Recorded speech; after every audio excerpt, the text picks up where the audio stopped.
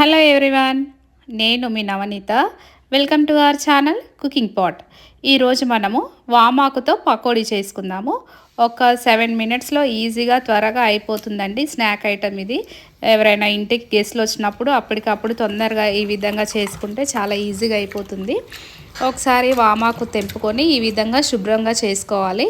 వామాకుకి ఏంటంటే ఈ ఆకుకి ఏంటంటే డస్ట్ తొందరగా పట్టుకుంటుంది. ఎందుకంటే మనం చెట్లని మొక్కలని కుండీలలో అక్కడ పెంచుతాం కాబట్టి అలాంటప్పుడు వాటర్ వేసినప్పుడే కానీ ఇంకా వేరే గాలిలో ఉండే డస్ట్ కానీ ఆకుపైన పడి ఈ విధంగా ఆకుకు పట్టేస్తుంది. సో మనం ఏం చేసుకోవాలంటే 1-2 సార్లు ఈ విధంగా నేను చూపిస్తున్న విధంగా ఒక్కొక్క ఆకుని శుభ్రం చేసుకోవాలి. ఇసుక మట్టి అలాంటిది ఏమైనా డస్ట్ ఉంటే ఈజీగా వాటర్లోకి వచ్చేస్తుంది. నేను ఇక్కడ ఒక 2 టైమ్స్ కడిగాను. సెకండ్ టైం కడిగిన వాటర్ ఈ విధంగా చూడండి, ఇక్కడ చూపిస్తున్నాను కదా, కొంచెం డస్ట్గా రెడ్డిష్ కలర్లో అయినాయి వాటర్ అనేది. ఈ విధంగా డస్ట్ అంతా నీట్గా క్లీన్ చేసుకోవాలి. ఇలా క్లీన్ చేసుకున్న ఆకుని మళ్ళీ మనము ఇంకొక డిష్లోకి ట్రాన్స్ఫర్ చేసేసుకొని వీటిని ముక్కలుగా కట్ చేసుకోవాలి. అంతా కట్ చేసుకునే అంత హార్డ్గా ఏమి ఉండదు. ఈ లీఫ్ చాలా స్మూత్గా ఉంటుంది. జస్ట్ నేను ఇక్కడ ఇప్పుడు చూపిస్తాను మీకు. ఆకు తీసుకొని జస్ట్ ఇలా తుంచితే సరిపోతుంది. నేను ఒక్కొక్క ఆకుని 4 భాగాలుగా తుంచుకుంటున్నాను.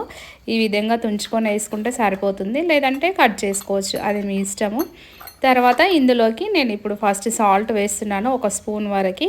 ఈ ఆకులు దగ్గరగా ఒక 20 లీవ్స్ ఉండొచ్చు.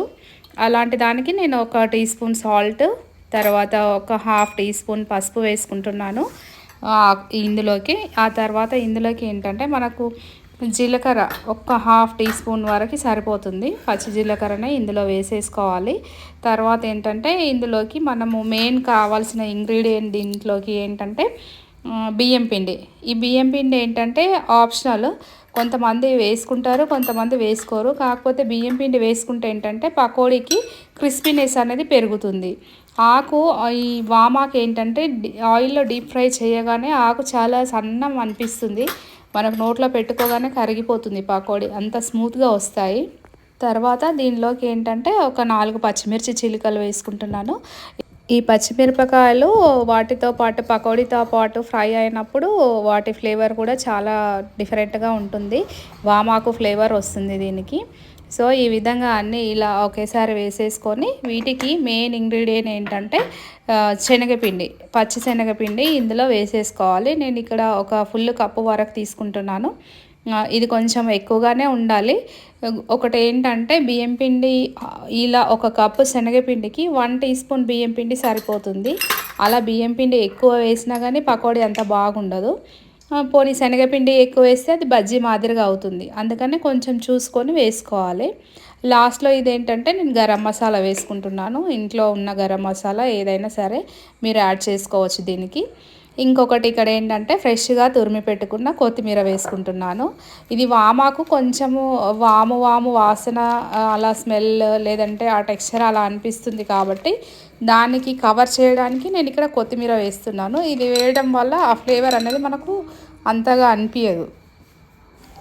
ఇలా కాస్త పొడిగా అనిపించినప్పుడు మనము కొన్ని వాటర్ స్ప్రింకిల్ చేసుకోవాలి. అది చేతిలోకి తీసుకొని ఇలా జీలకరింపు చేసి పకోడీని కలుపుకుంటే సరిపోతుంది. ఈ విధంగా మెత్తగా ఒకసారి మరీ ఎక్కువగా కాకుండా జస్ట్ ఇలా మ్యాష్ చేసి కలిపేసుకోవాలి. పక్కన ఏంటంటే స్టవ్ పైన కడాయి పెట్టేసి ఆయిల్ వేడి చేసి ఈ విధంగా పకోడీ మాదిరిగా వేసేసుకోవడము. అంతేనండి, సింపుల్గా వేడిగా వామాకు పకోడీ రెడీ అయిపోతుంది. ఈ వామాకు పకోడీ ఏంటంటే ఆకు ఆయిల్లో డీప్ ఫ్రై అవ్వడం వల్ల ఆ వామాకు ముందుగా ఎంత లావు ఉంటుందో ఇలా ఫ్రై చేసిన తర్వాత తింటుంటే మాత్రం చాలా సన్నంగా అనిపిస్తుంది. అది ఒకసారి చేసుకొని తినండి, మీకు అర్థమైపోతుంది ఫ్లేవర్ టేస్ట్ అనేది చాలా బాగుంటుంది. వామాకు జలుబు చేసినప్పుడు పచ్చి ఆకు మార్నింగ్ ఒక 2, ఈవినింగ్ ఒక 2 తినాలి. దానివల్ల కోల్డ్ కూడా తగ్గుతుంది.